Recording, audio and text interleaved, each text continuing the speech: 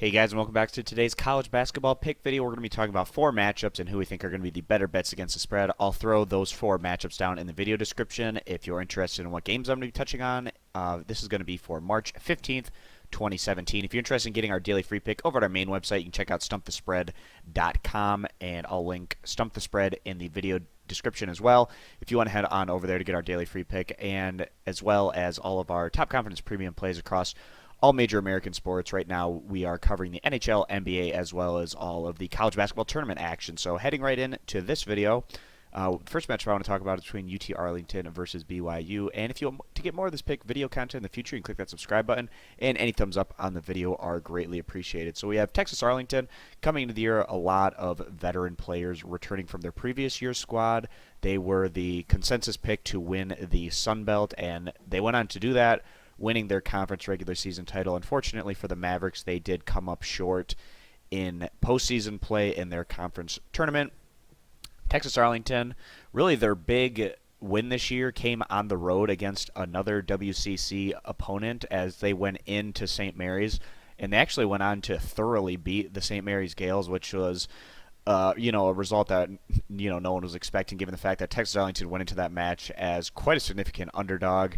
But, they leveraged a really strong defensive performance to pick up that particular win. That was about 3 months ago, so, not having all that much bearing on where Texas Arlington is right now. Although Texas Arlington, back during the non-conference, they were a bit more inconsistent than they showed during Sun Belt action.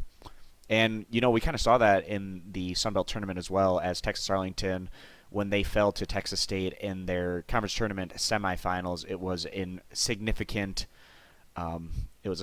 defeat there, as they went on to get thoroughly beaten, against a team that they were favored to beat. This Texas Arlington squad, they've had those results throughout the season that kind of just leave you scratching your head.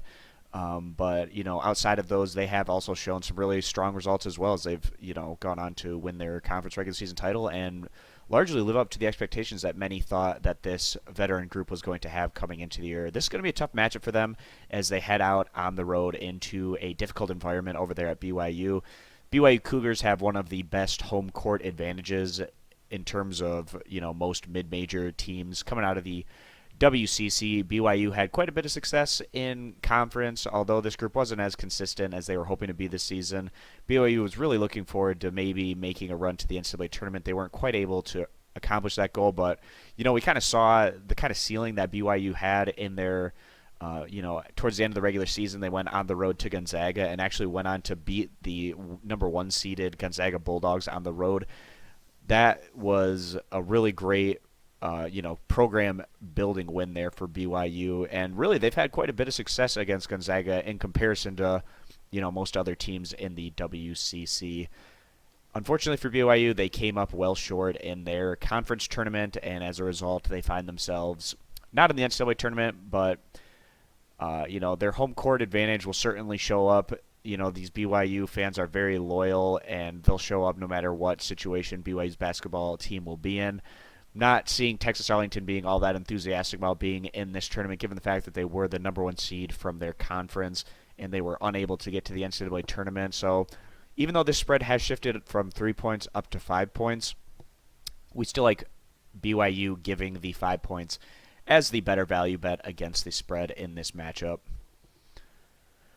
Scrolling down here a bit, we have Fresno State versus Texas Christian. Fresno State, not a whole lot expected out of them coming into the year. Kind of, expected to finish more in the middle area out in the Mountain West Conference. And really the Mountain West Conference as a whole hasn't been having the kind of results over the last few years as we were normally expecting to see out of that, conference. They've, in the past, have had as many as 3, 4, 5 teams in the big dance, but a lot of programs out there just not performing what they've shown over the last 5 years or so. For instance, New Mexico, UNLV, San Diego State, some really solid basketball programs just aren't performing at a high level right now.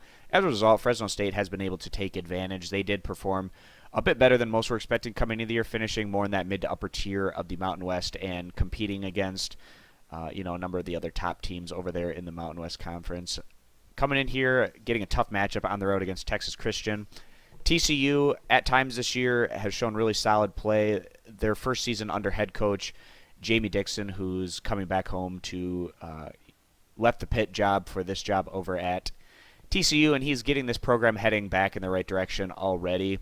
He was able to pick up a really great recruiting class, and TCU was a factor, probably quite a bit more so than most were expecting coming into the year, and part of that has to do with the influx of talent, as well as just some better head coaching in general. TCU has a pretty decent home court advantage. I don't think that TCU was really expecting to get into the NCAA tournament given how that they were playing over the past month or so. So they should at least have some motivation to do well in this tournament as they build into the offseason heading towards next year.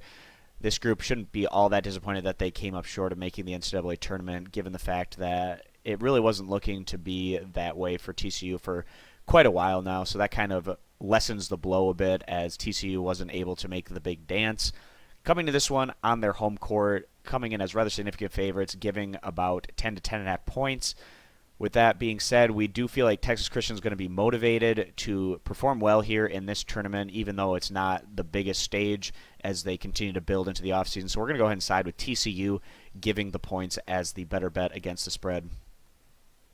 Down here we have a matchup between the Pac-12 and the AAC. Colorado, a disappointing squad this year. They were expected to make a run to the NCAA tournament given the fact that they have some very talented offensive pieces that they were bringing back this season. It never just really clicked together for Colorado for a good portion of the regular season. They did look a lot better over the past month or so as they headed down the stretch in the Pac-12. But unfortunately for Colorado, their results in the early to mid portion of the schedule is going to have this group in the NIT instead of the NCAA tournament, going on the road here against UCF and Central Florida. It's a basketball program that seems to be on the rise right now. They brought in Coach Dawkins over from Stanford. He seems to be getting this group in the right place. And really, this is a basketball program that should have the ability to be more of a consistent threat in the AAC than we've seen ever since UCF made the transition over into their new conference. Central Florida, it's the second largest university in the nation in terms of enrollment, just behind Ohio State. So definitely have the alumni to support their athletic program.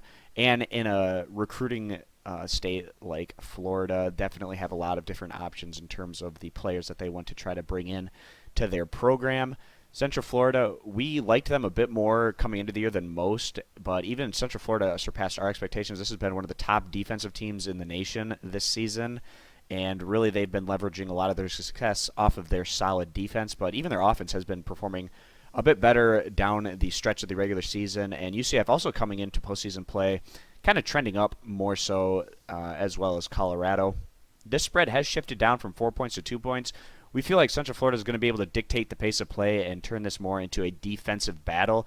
It tends to be quite a bit easier for defensive teams that play in the half court to dictate pace of play than teams that don't mind getting up and down the court a bit more. And really, Colorado, even though they were supposed to be a really high-scoring offensive team this year, that's just never really played out for this group. So with Central Florida having the significant edge on the defensive end and what is likely to be a half-court game, and behind their home court advantage, we are going to go ahead and side with Central Florida, giving the 2 points as the better bet against the spread in this matchup. And just one more game that I want to touch on for today's action in college basketball of Eastern Washington against Wyoming. Two teams that I had a lot of fun watching this season. Eastern Washington, given the fact that they're very efficient on the offensive end and one of the best free throw shooting teams in the nation. And then Wyoming, changing their head coach Shia, leaving the program in good hands. Right now, Wyoming going through that transition, they were very well known for slowing things down to a grinding halt and playing off their defense, but that is not the case anymore. Wyoming playing a lot more in the up-tempo, fast-pace category, and this group really jacks up a lot of threes.